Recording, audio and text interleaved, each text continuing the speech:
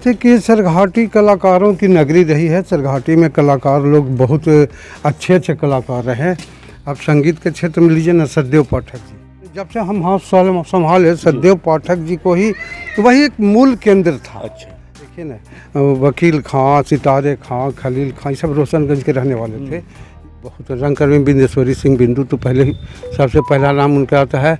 और फिर संतू अग्रवाल थे, फिर हरदेव मिश्रा थे, कामेश्वर पाठक थे। अरे ब्रह्मा जी का पुत्र हूँ, नारद मेरा नाम, और इधर उधर चुगली करना यही है मेरा काम।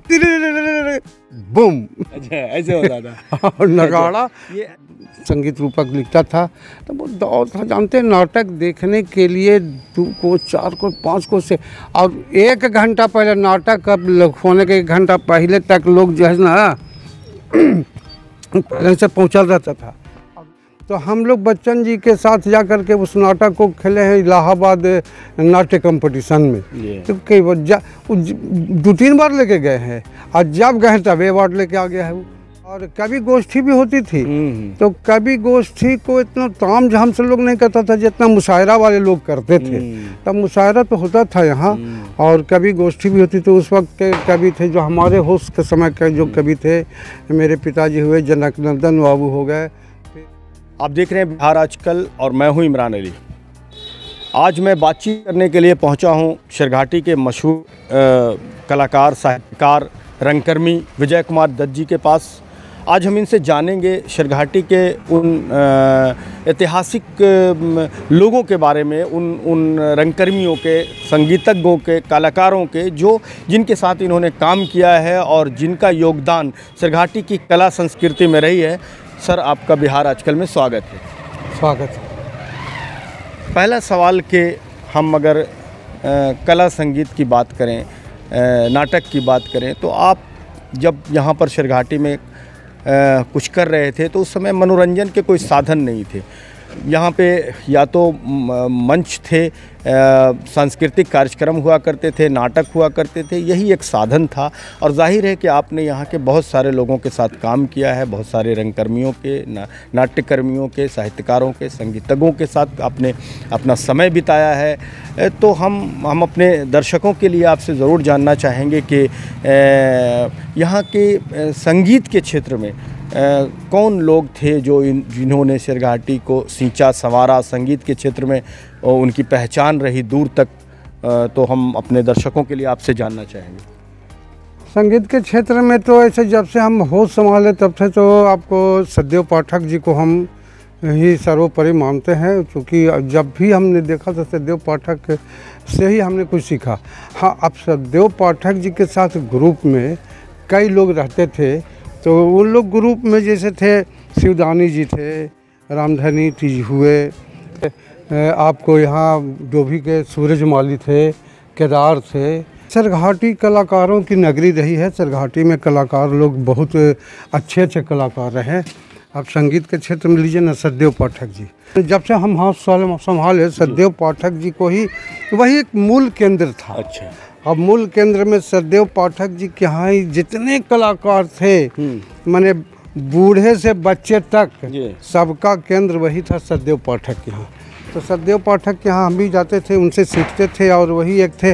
अब उनके भी एक गुरु थे जो उनका नाम तो थोड़ा सा भूल रहे हैं। तो सतदेव पाठक जी जो थे वही सब लोगों का जमावड़ा होता था। माने मूल केंद्र संगीत का वही था जी। वो उनका अपने घर पर ही संगीत, तो सारे संगीतकार में जो उनका घर है, उनका घर है रमना मोहल्ला में। हाँ, तो जितने भी इलाका के जितने कलाकार थे यहाँ से लेके गया तक कि सब कलाकार इनके यहाँ, मूलतः इनके यहाँ झूलन में, ऐसे तो 12 मास वो अपना संगीत करते रहते थे, हम लोग 12 मास जाते थे, लेकिन झूलन में खास करके दूर दूर के कलाकार आते थे। अब गया से भी अच्छे अच्छे कलाकार आए हैं, चेतु महाराज आए हैं, फिर कामेश्वर पाठक भी यहाँ पे आए हुए, सब लोग यहाँ आए हैं। और सतदेव पाठक के यहाँ जैसे उनका 3 गो मित्र थे, उन लोग त्रिदेवा हम लोग बोलते थे। 3 गो में थे सतदेव पाठक खुद, एक रामधनी जी हलवाई थे, और उनका अपना होटल भी था कहीं, और एक किशोरी जी भी थे। तो ये तीनों का ग्रुप रहता था। अब ये तीनों एक जगह बढ़िया भरपूर मनोरंजन कर लेते थे। रामधनी जी बैंजू बजाते थे और सचदेव जी हारमोनियम बजाते थे। हाँ, और उनमें इन लोगों के सहयोगी एक और थे मथुरा जी, तो वो हटिया मोहल्ला में रहते थे। ये चारों की जोड़ी एक जैसी थी कि एक हारमोनियम पकड़ लिए, एक तबला पकड़ लिए, एक बैंजू पकड़ लिए।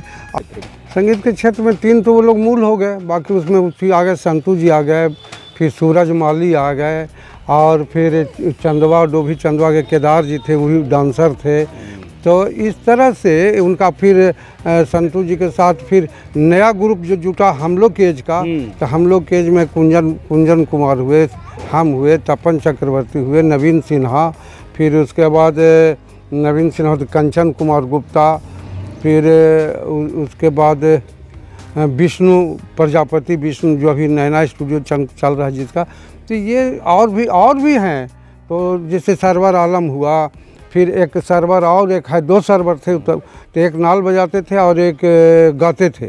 तो नाल बजाने वाला सरवर तो बेचारा अब नहीं रहा, लेकिन गायक सरवर अभी है, और उसकी आवाज़ के तो कहना ही नहीं है भाई, उसकी आवाज़ में तो जादू है। और फिर उसी समय उसी दौर में तौफीक आलम थे, तो तौफीक आलम रफ़ी साहब का गाना गाते थे, और रफ़ी साहब के गाना गाने से तो कभी कभी तो ऐसा लगता था कि माने छोटी मुँह बड़ी बात तरह लगता है, लेकिन लगता था कि अगर ये बॉम्बे में रहते तो रफ़ी साहब के समकक्ष रहते। इतने बड़े कलाकार थे सरघाटी में, एकदम माने उसको हिंदी में कहो तो सरस्वती पुत्र हम उनको बोल सकते हैं। ये तपन चक्रवर्ती जी नाल में काफ़ी मशहूर थे। हाँ, नाल और तबला, क्योंकि वो बंगाली परिवार थे ना, तब बंगाली परिवार, बंगाली के यहाँ बचपने से ये सिखाया जाता था माने उन लोग को संगीत। उनके यहाँ संगीत और नृत्य एक परंपरा है बंगालियों के यहाँ, लेकिन तपन के तबला में खासियत एक था, तबला वादक तो यहाँ के सबसे बड़े थे मशहूर मथुरा जी, तो वो क्लासिकल के एक जाने माने हस्ती थे।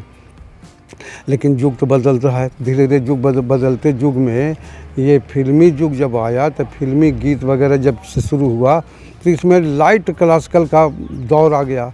तो लाइट क्लासिकल में वो हमारे मथुरा जी नहीं सक पाते थे, लेकिन लाइट क्लासिकल के लिए टप्पू जी इतने न फेमस हो गए कि जो नवयुवा पीढ़ी था, जो फिल्मी गीत गाने वाला, वो मथुरा जी को रिजेक्ट कर देता था, तपन जी को पकड़ लेता था।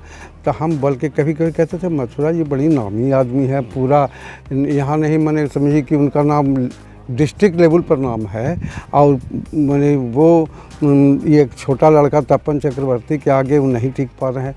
तो ऐसी बात नहीं थी, जहाँ क्लासिकल की बात आती थी वहाँ तपन चक्रवर्ती पहुँच नहीं पाते थे, क्लासिकल में पहुँचे थे मथुरा जी, लेकिन तपन जी लाइट क्लासिकल के बहुत अच्छे मास्टर थे, बहुत अच्छा कलाकार थे।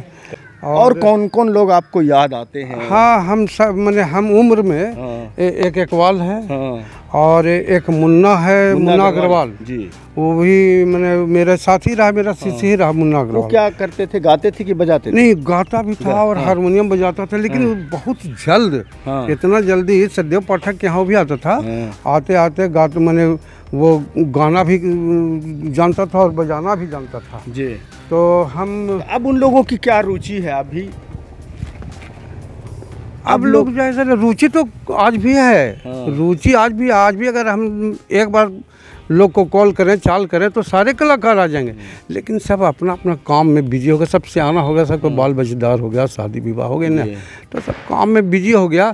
इसलिए उनके काम में बिजी हो जाने से और नए पीढ़ी को न सीखने के चलते थोड़ा सा लग रहा है कि कला से सरघाटी वंचित हो रहा है। हम अपने दर्शकों को बता दें कि जो हम बात कर रहे थे अभी, यहाँ जो संगीत का माहौल रहा है, अभी से पहले जब मनोरंजन के लिए सांस्कृतिक कार्यक्रम थे या नाटक हुआ करता था, तो यहाँ के रंगकर्मी कौन कौन लोग थे जो आपसे सीनियर थे? तो रंगकर्मी में तो बहुत, रंगकर्मी बिंदेश्वरी सिंह बिंदु तो पहले ही सबसे पहला नाम उनका आता है, और फिर संतू अग्रवाल थे, फिर हरदेव मिश्रा थे, कामेश्वर पाठक थे, फिर उसके बाद संतू जी भी कलाकार, संतू जी गायक भी थे, और मैंने अभिनय भी उनके साथ था, मैं खुद उसमें साथ रहता था। और फिर इधर आइए, इस मोहल्ले में मतलब हम जहाँ पर हैं, इस मोहल्ले में एक नाटक होता था, जो बबन लाल जी के दरवाजे पर होता था वो, और बहुत अच्छा नहीं, हर दशहरा में तो यहाँ पर भी अच्छे अच्छे कलाकार थे, रामवीर सिंह थे, फिर बिरजू लाल थे, ये सब जो से उन लोग को उस वक्त हम बहुत बच्चे थे तो आ करके उन लोग का नाटक देखते थे। कभी कभी एक मनोरंजन भी आ जाता था कि वो लोग मेकअप करते थे, हम पर्दा उघाड़ करके और वो लगते थे तो लोग हमको डांट के भगा देता था। तो हमको थोड़ा लगता था कि कैसे ये लोग कोची करता है, अब कैसे हमको जानने ही नहीं दिया सब। आप कौन कौन सा नाटक देखा है, किस नाम का नाटक यहाँ पे मशहूर कौन कौन नाटक हुआ है? यहाँ नाटक का दौर था ना जो उस वक्त नौटंकी चलता था, संगीत नाटक। तो संगीत नाटक में मैंने हमको रुचि नहीं रही है, हालांकि हम 2-4 संगीत नाटक उन लोग के साथ मिल करके खेले। अब एगो हमको याद पड़ रहा है संगीत नाटक में, हाँ वो एक बार पहले बरह तबील पढ़िए और उसके बाद फिर नगाड़ा बूम, कैसे डायलॉग कैसे बोलते थे तो होता था ना, तुम पूरा याद है नहीं, खाली ट्यून याद है। कुछ भी एक तो अपने मन से डायलॉग बताइए कैसे बोला जाता था। अरे ब्रह्मा जी का पुत्र हूँ, नारद मेरा नाम, और इधर उधर चुगली करना यही है मेरा काम, बूम। अच्छा ऐसे होता था और नगाड़ा ये। अच्छा बाद में जब थोड़ा इस तरह का नाटक आने लगा, जो सिनेमा फिल्में आने लगी ब्लैक एंड वाइट, फिर नाटक सिनेमा जैसा बनने लगा, मुगल आजम है तो राजा हरिश्चंद्र है, इस तरह के, तो उस तरह के नाटक में यहाँ पर शायद एक पैसा बोल के एक नाटक बहुत मशहूर हुआ था। तो इस तरह का नाटक का क्या कैसे होता था फिर? पैसा नाटक लिखा हुआ था कृष्ण वल्लभ राय मन्नू का, और उस नाटक को हमने देखा, उसमें 2 पात्र थे, एक पैसा और एक पैसे का गुलाम इंसान। तो पैसा का रोल इसमें ये नाटक हुआ था। एक नाटक यहाँ पर रंगलाल स्कूल के मैदान में, तो उस नाटक में ये पैसा खेला गया था, जिसमें पैसा का रोल किए थे नवीन सिंह जो हमारे अभिन्न मित्र थे, और इंसान का रोल हम किए थे। उसमें ये बतलाया जाता था कि इनसे अगर पैसा कहता था कि दिन है तो इंसान को बोलना पड़ता था दिन है, जबकि रात है। अगर वो कहे कि रात को दिन, तो दिन है तो पैसा कहता जी हाँ हाँ हाँ दिन है दिन है दिन है। ये नाटक है, हाँ इस टाइप का नाटक था, मैंने पैसे का गुलाम। अच्छा ऐतिहासिक नाटक भी हुआ है क्या यहाँ? हाँ यहाँ ऐतिहासिक नाटक हुआ है। आपको अरावली का शेर तो हम देखे, यहाँ ऐतिहासिक नाटक पहले ऐतिहासिक ही होता था जी, ज़्यादातर ऐतिहासिक होता था। सामाजिक नाटक का दौर आया मेरे समय से, क्योंकि मेरे समय में वो तनी कठिनाई हो गए ऐतिहासिक नाटक में और धार्मिक नाटक में, मुकुट वगैरह ड्रेस वगैरह लाना पड़ता था। तो गया में हम रहते थे, पढ़ते थे, तो गया में पीके बच्चन वगैरह ये सब आर्टिस्ट लोग थे, और गोविंद जी वगैरह थे, फिर आपको और भी विश्वनाथ जी, कौन कौन बहुत लोग यहाँ पर थे गया में। तो उन लोग को देख रहे थे सामाजिक नाटक में उन लोग बहुत नाम कर रहे हैं, तो उनसे हम लोग कोई ज्ञान लिया, और सामाजिक नाटक का शुरुआत सिरघाटी में हमने किया कि जो ड्रेस है वही ड्रेस पहने हुए उतर जाना।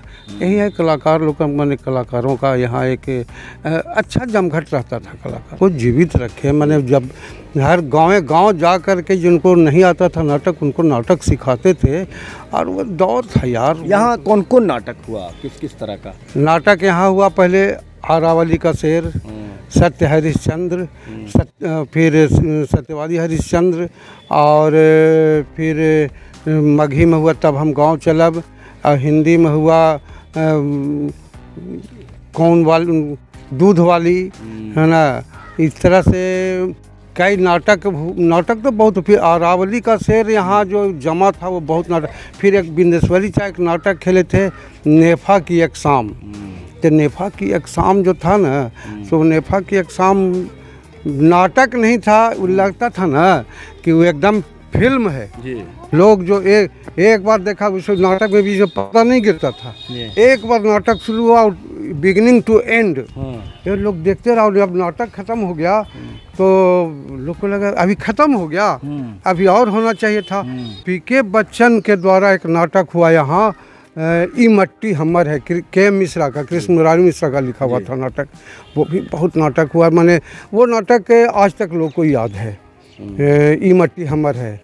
तो उसके सूत्रधार मट्टी हमर को तो बहुत अवार्ड भी मिला है, अवार्ड भी मिला। मतलब ई मट्टी हमर है लेकर के हम 2-3 बार इलाहाबाद भी गए हैं। इलाहाबाद में नाट्य कंपटीशन होता था, तो बच्चन जी के साथ हमारी बहुत केमिस्ट्री बैठती थी बच्चन जी के साथ।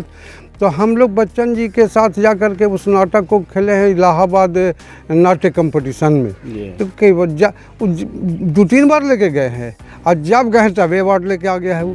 तो नाटक में कुछ ऐसा, असल बात नाटक में नहीं था, पीके बच्चन जो थे ना, उसको इतना बढ़िया से अभिनय में उसको ढालते थे, फेशियल एक्सप्रेशन, बॉडी लैंग्वेज सब देख करके बहुत अच्छा। सर, आपका साहित्य से भी जुड़ाव रहा, यहाँ पर जो साहित्यिक आयोजन रहे, होली में आप कुछ निकालते थे जिसमें लोगों उसमें अब बुरा भी नहीं, उस समय लोग मानते थे, कई लोगों का नाम उपनाम होता था। मैं विवर्स हम आपको एक चीज़ बता दें कि उस समय एक होली के समय एक पत्रिका आती थी जिसमें लोगों का उपनाम होली का हुड़दंग कह के कजरी नाम से आता था। उसमें बड़े बड़े लोगों का, शेरघाटी के कई नामी लोग, रईस लोग या पदाधिकारी या यहाँ के डॉक्टर्स, उनके बारे में किसी का नाम छिपकली होता था, तो कोई फ्यूज़ बल्ब होता था, तो कोई फूटा बैलून होता था, तो कोई चिमटा, किसी का, लेकिन लोग उसको पढ़ते थे एक दूसरे का नाम और खुश होते थे, ठहाका लगाते थे, बुरा कोई नहीं मानता था। वो एक समय था। तो हम साहित्य पर भी थोड़ी बात कर लेते हैं। क्या आप जो वो पत्रिका जो होली में आप निकालते थे, उसमें क्या क्या कैसे ये मन में आता था, और आपको कोई कभी किसी ने शिकायत किया कि आप उनका उपनाम? नहीं, होली में नहीं, लोग इंतजार करता था। जैसे होली में कजरी एक पत्रिका निकालते थे, त्रैमासिक 3 बार पर, तो मघी में पत्रिका रहती थी। तो उसी में जब होली का दौर आता था तो पत्रिका तो निकलते रहता था। तो उसमें उपनाम जोड़ने का एक सिलसिला मेरा था कि उपनाम जोड़ते थे। वही जैसे अभी आप बताए ना, किसी को घटोरचंद, किसी को काना, तो किसी को जो है से का बड़ी तरह का नाम जोड़। किसी बड़े ने, आपके जो बाप चाचा लगते हैं या जिनको बहुत आप आदर करते, पैर छूते, उन्होंने कभी बुला के आपको डांटा? नहीं, तब हम जैसे उनको नाम हम दे दिए।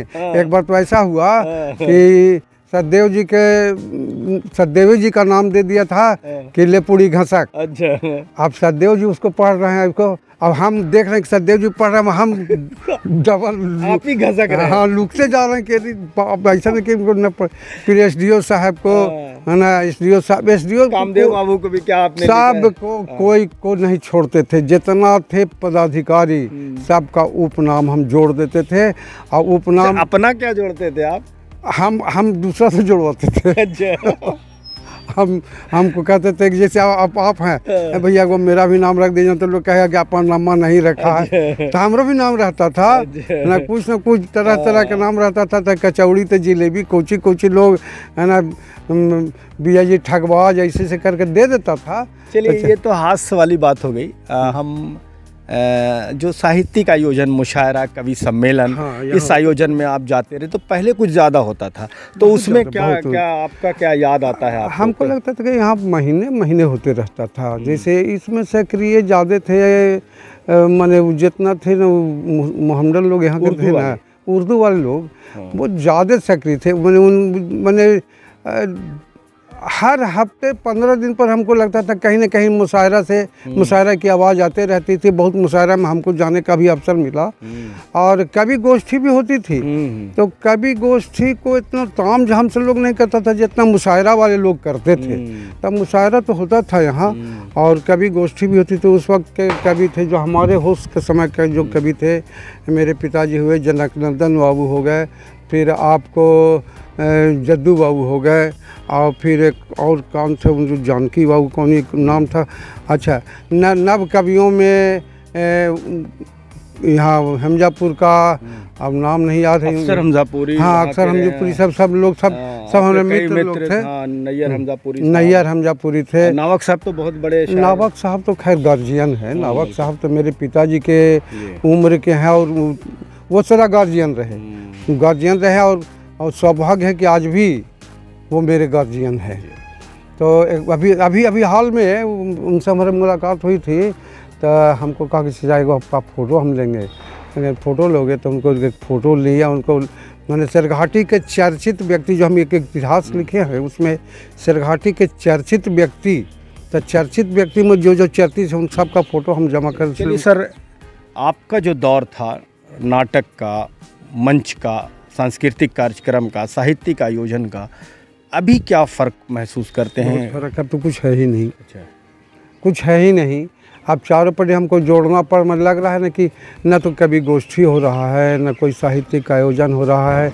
अब यहाँ तुलसी जयंती होता था हाई स्कूल में, तो उस समय भी साहित्यकारों को बुला करके कुछ कविता पाठ वगैरह, तो कुछ तो हो ही नहीं रहा है। और हमको लग रहा है कि अब के दौर में कुछ पता नहीं चल रहा है कि कौन कवि है कौन न कवि है। इन्हें किन्हें का दुगो है। फिलहाल अमृत अग्रवाल भी कुछ लिख ले रहे हैं, एक दिन देखे रामस्वरूप जी भी कुछ लिख करके दिखा रहे हैं। तो कुछ लेकिन शहरोज और राकेश ये दो तो अच्छा शहरोज तो भाई बहुत ऊंचाई पर है। शहरोज की बात करें, वो संपादक भी रह चुका शहरोज, और वो बराबर मेरा भैया बोलता है, तो शहरोज को हम छोटे भाई की तरह मानते हैं। आज राकेश भी यहाँ पे अच्छा कर रहे हैं। राकेश तो साहित्य के क्षेत्र में अच्छा काम कर रहा है राकेश। और हम साहित्य के क्षेत्र में जब काम करते थे तो हाथ से लिख करके मैगजीन निकालते थे, कजरी, जिसका जिक्र अभी आपकी है। तो यहाँ हुआ एक बहुत बड़ी कवि गोष्ठी हम यहाँ किए थे, वो उसका आज भी कार्ड है मेरे पास। वो 93-94 की बात लगता है कि लगभग वो कुछ है उसी समय के है। तो उस समय सतीश कुमार मिश्रा आए थे, और गया से जितने भी थे, गुलाब खंडेलवाल और कौन कौन बड़े बड़े जो साहित्यकार लोग आए थे, और रंगलाल स्कूल के मैदान में इसका बहुत बड़ा आयोजन हुआ था। तो उसी समय हमको सतीश कुमार मिश्रा से परिचय हुई थी, और सतीश कुमार मिश्रा मेरे ही उम्र के थे, लेकिन जो उनकी कविता पाठ थी ना, उनकी कविता पाठ से हम प्रभावित हुए। और प्रभावित होने के बाद कविता लिखना शुरू किया। हालांकि देखिए इमरान जी, आज भी हम बोलते हैं कि कविता बहुत टफ चीज़ है, सबके बस की चीज़ नहीं है। हम लिखते हैं, कविता लिखते हैं, लेकिन हम बहुत बड़े कवि नहीं कर सकते हैं। हाँ, है जानकारी, नॉलेज है, लिख लेते हैं। कविता हमारी भी कविता है, हमारी लघु कथाएँ, लघु कथा की ओर से इंटरेस्टेड हम रहे। हमारी कुछ कहानियाँ में 29 कहानी अभी तक हम लिख चुके हैं, लेकिन सभी अप्रकाशित है। तो साहित्य के क्षेत्र में जो मेरे गार्जियन का दौर, नावक साहब का दौर था, पिताजी का दौर था, या जदू बाबू, उस दौर में बहुत काम हुआ।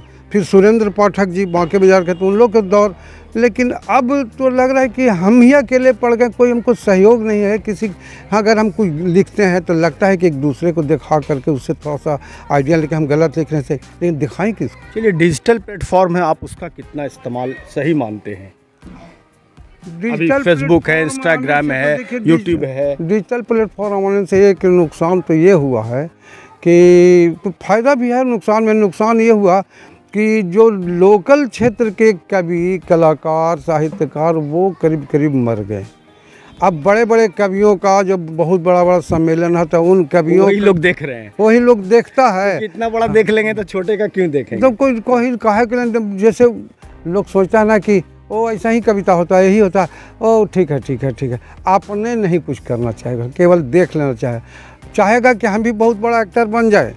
एक फिल्म देखेगा या सीरियल देखेगा, टीवी देखेगा, तो देह भांज करके आजकल के लड़कन चलेगा। लेकिन अगर कह दें कि थोड़ा और उसमें रिहर्सल करो, इतना टाइम है, फुर्सत है, तो कुछ पढ़ाई का दौर, कुछ महंगाई का दौर, सब मिला जुला के लोगों को कमर टूट गया। इसके चलते कलाकार, साहित्यकार में ह्रास हुआ है। से जो स्थानीय प्रतिभा है वो पनप नहीं पा रही है। जो बहुत ज़्यादा अच्छा करते हैं वो शायद डिजिटल प्लेटफॉर्म से अपने आप को सामने ला पा रहे हैं, लेकिन जो कमज़ोर हैं, जिन्हें प्रशिक्षण की ज़रूरत है, जिन्हें मजबूत किए जाने की ज़रूरत है, उनका नुकसान ज़रूर हो रहा है। तो कस्बाई क्षेत्रों में कला, संस्कृति, साहित्य का ह्रास हुआ है, ऐसा विजय कुमार दत्त जी भी मानते हैं। बिल्कुल। सर, बहुत बहुत धन्यवाद आपका हमसे बात करने के लिए। आपको भी धन्यवाद कि आपने इतना अच्छा काम किया, और ये लोगों तक जाना चाहिए, बस।